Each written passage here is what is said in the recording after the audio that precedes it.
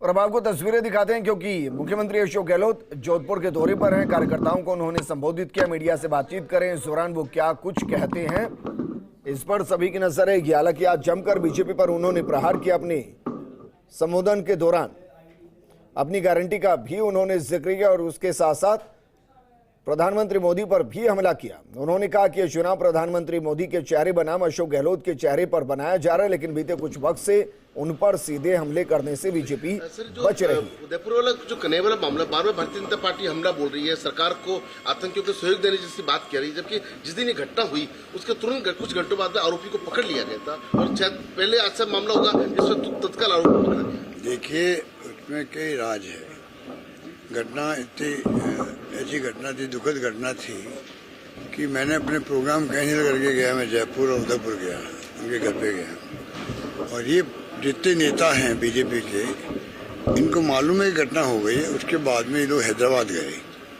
नेता प्रतिपक्ष थे कटारे उस वक्त में, उपनेता थे ये जो आज हैं नेता प्रतिपक्ष, सब लोग गए हैदराबाद गए प्रोग्राम के अंदर, अधिवेशन था वहाँ पर। और दूसरी बात है, 2-3 घंटे में पकड़े जाना मुलजिमों का, और उसी रात को एनआईए ने केस ले लिया इसको, तो हमने कोई एतराज नहीं किया। अब एनआईए क्या करे अभी तो किसी को मालूम नहीं है। मुझे लगता है लंबा खींच रहे जानबूझ करके, जिससे कि चुनाव आएंगे, इश्यू बनाएंगे। एनआईए क्या कार्रवाई करी किसी को नहीं मालूम है। अगर हमारी पुलिस एसओजी करती, हो सकता है कि अभी तक और आगे बढ़ जाता है, चालान पेश होकर पता नहीं क्या होता। नंबर 1। नंबर तीसरी सीरियस बात है, ये जो पकड़े गए लोग हैं ये बीजेपी के लोग हैं। मुख्य बात ये है, ये जब घटना के 2-4 दिन पहले ये इनको पुलिस पकड़ के ले गई थी, कोई झगड़ा हो गया इनके, ये तो लैंडलॉर्ड से ऐसा कुछ हुआ, तो बीजेपी नेताओं ने इनको छुड़ाया वहाँ पर थाने से। ये वो लोग हैं। उस वक्त ये बात जब पिक्चर में आई थी, सामने आई थी, तो ये डिफेंस में आ गए थे, ये बोल नहीं पाए थे। इसको इशू क्या बनाया? और इतनी ऐसी दुखद घटना थी, हमने जाके परिवार से मिले, चीफ सेक्रेटरी, डीजी पुलिस मिले, उनको एक प्रकार से सांत्वना दी और उनको महसूस करवाया कि सरकार और क्या कर सकती है। बाकी पैकेज दिया वो तो छोड़िए, वो तो अलग बात है। मुख्य बात है कि अब ये जो चुनाव हार रहे हैं, इनको हार सामने दिख रही है।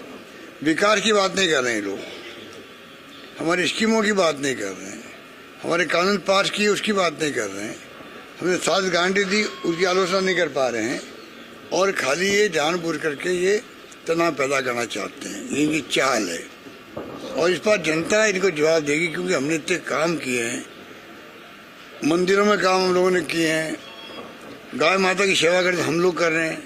500 करोड़ रुपये खाली लोगों ने गौशालाओं को, गायों को विभाग बनाया हमने बनाया, गौशालाओं की सेवा करते हमने 3000 करोड़ रुपये खर्च किए। आगे हमने नंदीशालाओं के लिए स्कीम बनाई है 1 करोड़ 56 लाख रुपए की, पंचायतों के अंदर लॉन्ग टर्म के लिए। गोधन योजना हम लेके आ रहे हैं, जिससे कि गायें जो है गलियों में नहीं फिरे। तो इनके बारे कहने कुछ है ही नहीं।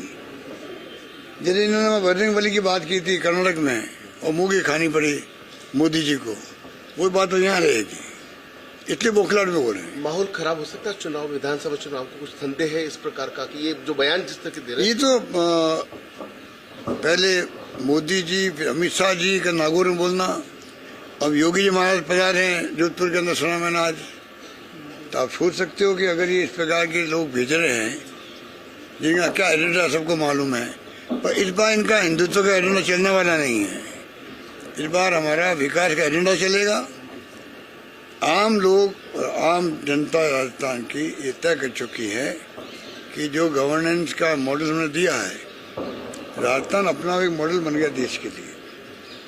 आज राजस्थान की चर्चा, हमारी स्कीमों की चर्चा पूरे मुल्क में हो रही है।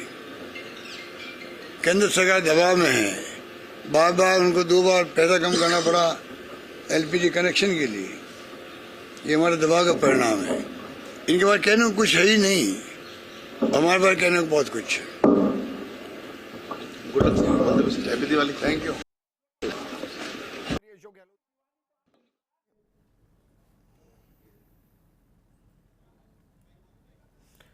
मुख्यमंत्री अशोक गहलोत को आप सुन रहे थे, उन्होंने उदयपुर में जिस तरीके से कन्हैयालाल की हत्या हुई उसको लेकर जिस तरीके से एनआईए को मामला सौंपा गया उस पर भी उन्होंने निशाना साधा और कहा कि अगर ये राजस्थान में जांच हो रही होती तो शायद आगे बढ़ चुकी होती, लेकिन बीजेपी इसलिए जांच नहीं करा रही कि उसको फायदा चाहिए, चुनाव में फायदा चाहिए।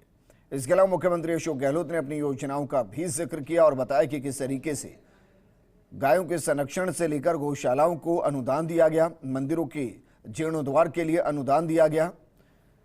अब दरअसल चुनाव के अंदर वोटिंग से पहले चंद दिन बचे और उसमें दोनों ही पार्टियां पूरे तरीके से जोर आजमाइश करती नजर आएगी, एक दूसरे पर जोरदार हमले करते नजर आएंगे।